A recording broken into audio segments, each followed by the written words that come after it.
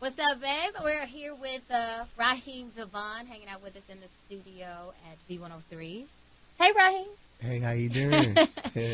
You are on your first release. Actually, this is your first album that is independent. Yeah, it's my first major release as an independent artist. We're a month in.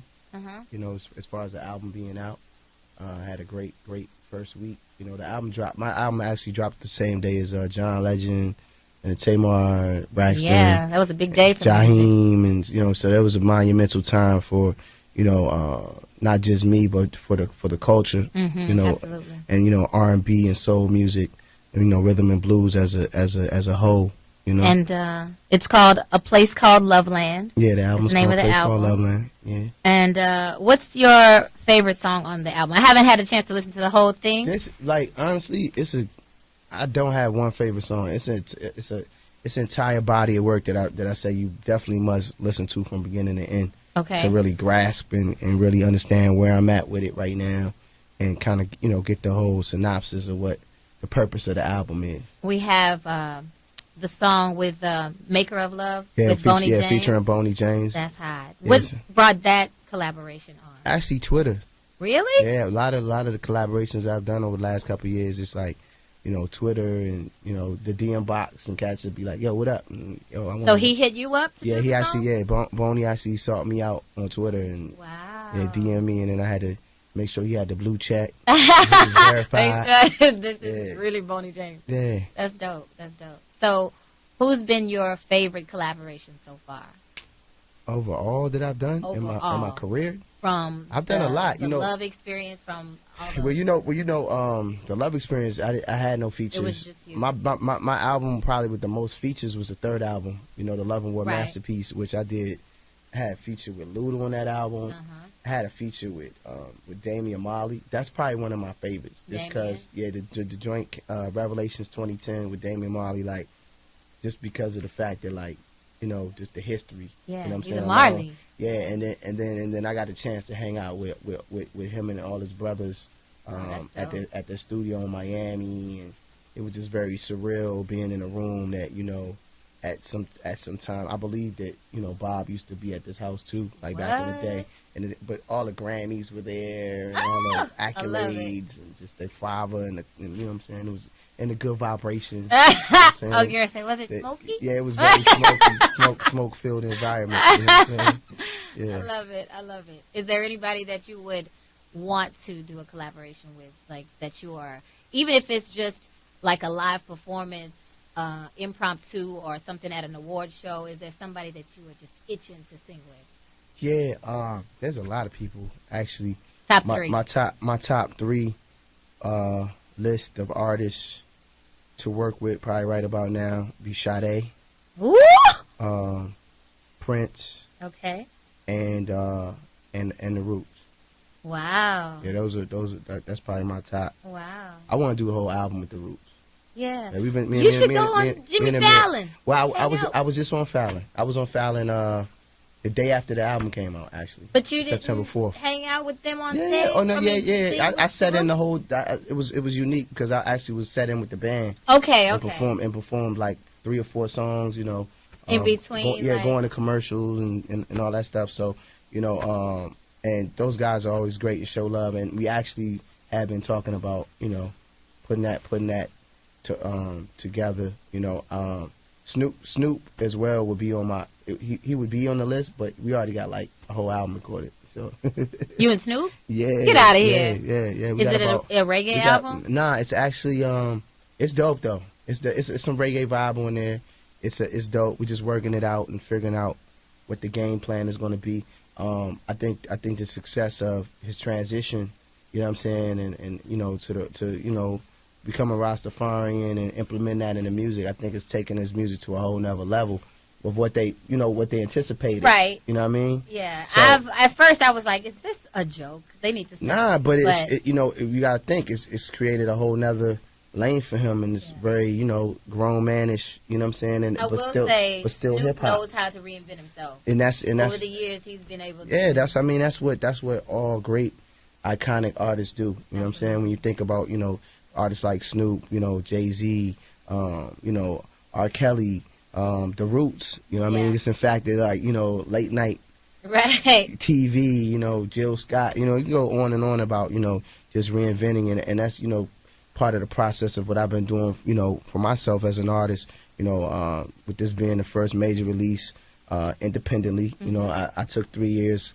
I don't want to say off, but just to transition and do some other things. I have a huge internet radio show. Right. I've been watching you on Twitter and Instagram and paying attention to your posts. And I'm like, okay, he's doing radio too. Yeah. So the follow with that has been great. I've had, I mean, recently Janelle Monáe on my show, John Legend, you know, who dropped his album same week as mine. And how was that interview with him? Since it was great. It was great, man. It was a little rushed. I think probably out of all the interviews that I've done, it was like very rushed in the sense of, like, you know, he was getting married. A few days later, moving. His whole life was, you know, he's in the transition of your whole life changing, and you putting out an album. Right. You know what I mean? So so it was dope, man. Like he came in, we did the interview was kind of brief, but even doper. It was like, you know, I live for the artists that come on and actually perform on the show. So he, you know, you performing today, right? Yeah, you know, hey, that's what we do. I thought, you know, look, remind you. We brought him in a baby grand piano. What? You know, well, I don't have a baby grand. Yeah, we flew in a baby grand and all that. So it was just, it was cool. It's been a blessing to be able to do, like I said, do the show for the last 2 years, and my demographic has grown. You know, Facebook, I just hit 500,000, you know, friends on the fan page, and, you know, these are supporters of the show and my brand as well. I know you're from DC, so, and going back to the collaboration thing, any chance at a collabo with Wale? Oh, definitely. You know, Wale was on the last album. I didn't remember that. Yeah, he was on the last album. Greatness. I had a viral video for that song as well. I have so much music and so much collaborations and mixtapes, and, like, really, if you're not like no offense, but if you're not like a you know, like I have a music lover audience, and, you know, and kind of like an industry lover audience in the sense of, like, I'm like your favorite artist's favorite artist, right, per se. I am definitely a music lover, a music head, but, you know, of course, with the busy schedule of doing what I do, and, you know, the cookie cutter no doubt, back and forth that I have to do, I don't have the time that I would like to spend it. I used to spend hours till 5 in the morning listening to music all the time, but I haven't had that time. So I had like what you call then I have the cult following. Yeah. Like they just, you know what I'm saying? Some, like, the cult following, they'll have songs that I forgot that I did. Yeah. Or like songs that, like, got leaked. Like, how you get that? Like, I don't even got that. I love watching people in my computer anymore. So yeah, I definitely, you know, I worked with Wale in the past, and we definitely been speaking about working, you know, in the future as well, man. I'm very proud of him and you know, how he hold it down for the city as well. You know, it's just a whole new chapter of music and, you know, culture that we feed, you know, we create, that, you know, we provide for our people, and then at the same time we get to wave the flag for our city, you know, the DMV, DC, Maryland, VA, and surrounding areas. Right, absolutely. So, let's see. You have a show tonight here in Chicago. The show is at the Double Door. The Double Door, and it's the Loveland Tour. Yeah, it's the Loveland Tour. You know, which we you know, we decided to go the intimate route. You know what I mean? And this is for the core fans, the diehard Raheem DeVaughn fans. You know, and it's been successful. Like, the, you know, show's been selling out. The turnout has been great. You know, with the, you got some people. What's his name? Ivan Ellis is on that show, as well as Molly Music. Yeah, making a lot of noise. Yeah, Molly's very dope. You know, it's ironically, you know, it just reminds me, like, when I started out. You know what I'm saying, per se. Like, you know, he's actually on my old label, RCA. So we just did the show in New York, and it was crazy because I got to see all the people that were, like, instrumental in my career. Big shout out to Wayne Williams. Oh, you know what I mean? Like, Wayne came back. He came back. DJ Wayne Williams. He came back. He said, man, that was peace out, right? He said, man, all I know is, man, you know, you sung a lot of hits tonight, man. You sung a lot of hits, and I was like, man, you know, it was just great to see my old team, because it was really no like animosity or anything like that. Just in, you know, in terms of you know, me leaving, you know, RCA, which was Jive at the time. Right. It was actually just a smart business move on my hand, you know, and that I saw an opportunity out, and you know. Well, I just saw you perform at the West Side Music Festival, and hands down the best time. I've seen you several times because you know, I used to live in Charlotte, in North Carolina. You would come there often, so every time you would come there, I was there. I think I hosted an event that you performed at there, but that at the West Side, that was my first time seeing you in a couple of years, and I'm telling you, your show has. You gotta come see. You gotta come see this tour though. Like it's crazy. It's ironic that like I'm independent now, and I have the and my tour, like, and it's only gonna get better. But I have things and access to stuff that I didn't have.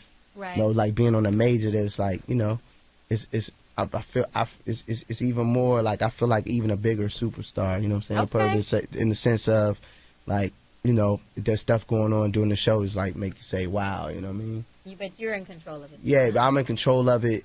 You know, I feel like performing this is not about singing. You know, you coming and just hearing some songs that I you know, put on a CD for you to purchase. It's about an ambiance. It's about an experience.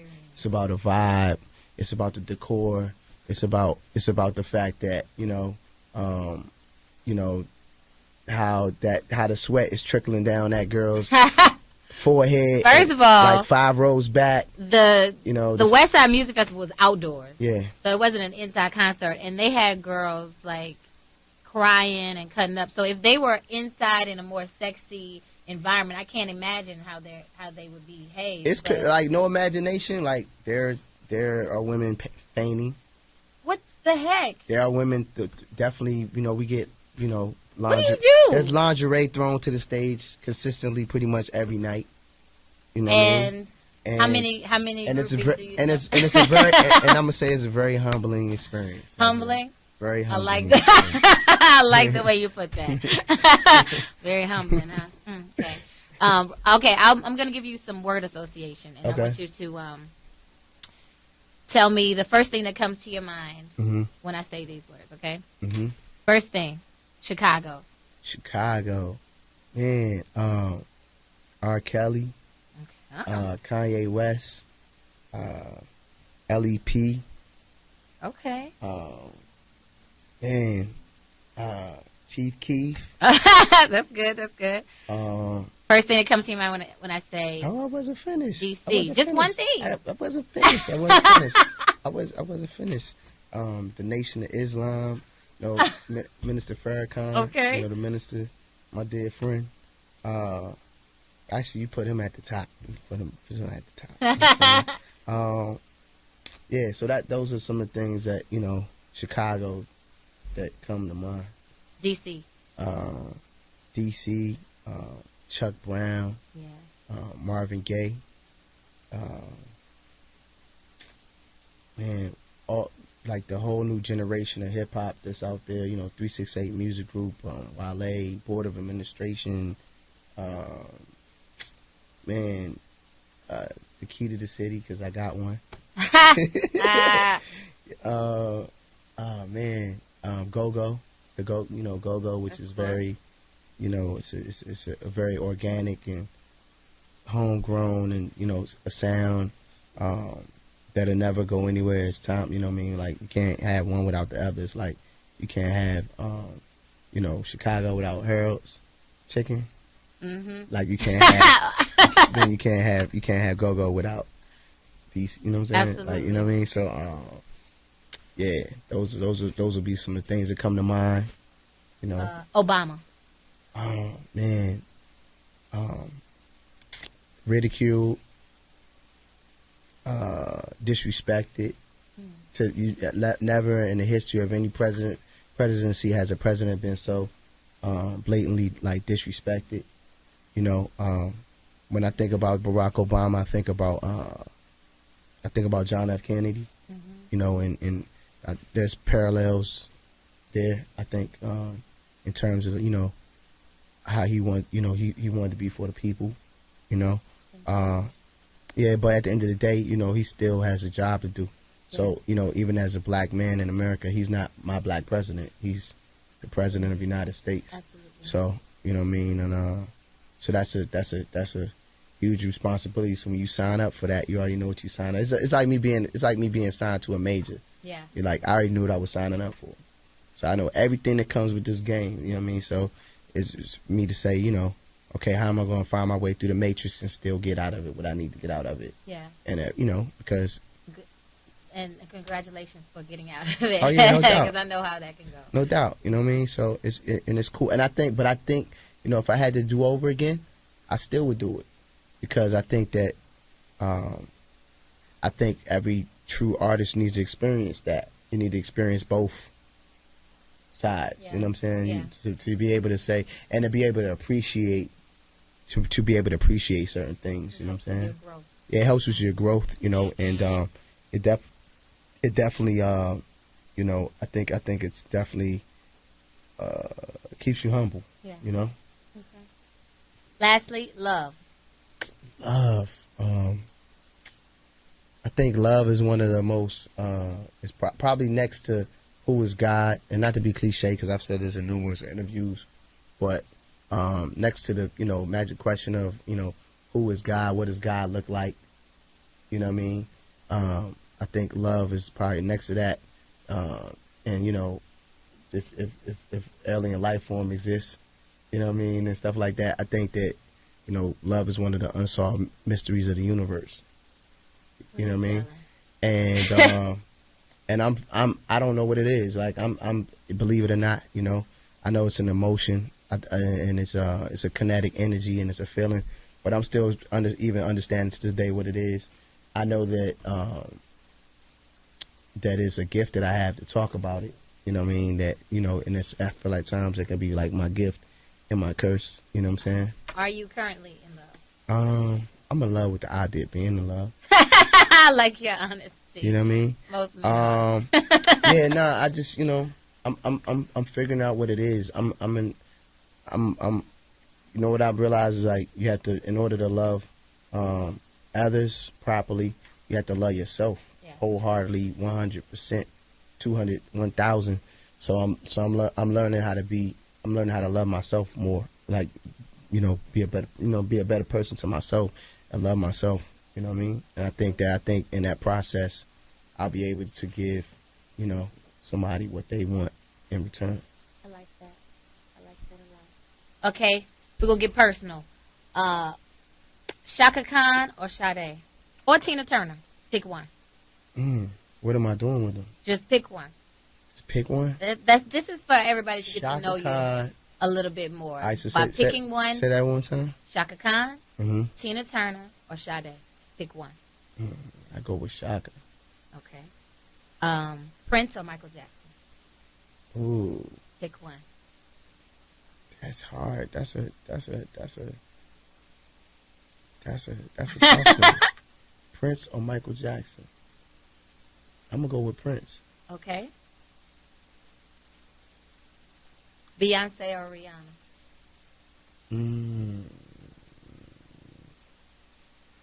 That's a tough one.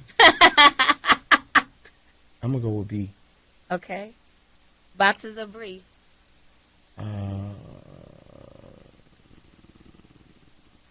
Commando.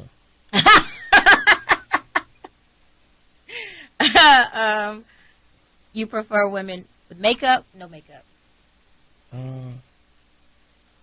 I prefer no makeup. Okay. Weave or natural? I'll take either one. You know what I mean? Like the weave is good for, you know. Sometimes women are both. The weave is good for, you know, for you know. It makes good for the dialogue and switching stuff up, the role playing, you know, pulling it out, sweating it out. Okay.